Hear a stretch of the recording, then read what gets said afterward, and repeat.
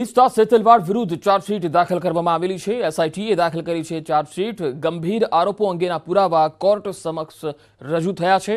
નરેન્દ્ર મોદીને મોતની સજા થાય એ માટે તેણે ષડયંત્ર રચ્યું હતું। સંજીવ ભટ્ટ અને આરબી શ્રીકુમારે આપ્યો હતો સાથ। ખોટા દસ્તાવેજ ઊભા કરવામાં બંને મદદ કરી। કોઈ પીડિત સાથ ન આપે તો ધમકાવતા પણ હતા। તો ચાર્જશીટમાં શું આરોપ છે તેની જો વાત કરીએ તો આરબી શ્રીકુમાર સંજીવ ભટ્ટ તિસ્તાને સાથ આપતા હતા। સમયાંતરે નકલી દસ્તાવેજ તૈયાર કરતા હતા। શ્રીકુમાર અને ભટ્ટ નકલી દસ્તાવેજ તૈયાર કરવા વકીલોની એક ફોજ પણ રાખી હતી। પીડિતોને ગેરમાર્ગે દોરી મનગઢત ઘટનાઓ પર સહીઓ કરાવી હતી। દસ્તાવેજો અંગ્રેજીમાં હોવાથી પીડિતો વાંચી ન શકતા અને લાભ ઉઠાવતા હતા। કોઈ પીડિત તિસ્તાનો સાથ ન આપે તો ડરાવતા, ધમકી આપતા।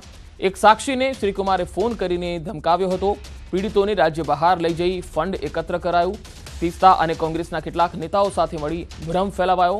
ગુજરાતમાં ન્યાય નહીં મળે એવો પીડિતો વચ્ચે ભ્રમ ફેલાવાયો। કેસ ગુજરાત બહારની કોર્ટમાં જાય એ માટે પણ ભ્રમ ફેલાવવામાં આવ્યો। તિસ્તા અને સંજીવ ભટ્ટ એકબીજાના સંપર્કમાં હતા। સંજીવ ભટ્ટ કેટલીક એનજીઓ, વિધાનસભા નેતા વિપક્ષ સાથે ઈમેલથી સંપર્કમાં હતા।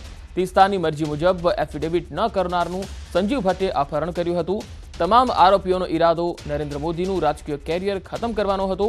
નરેન્દ્ર મોદીને બદનામ કરવાનો આરોપીઓનો ઈરાદો હતો।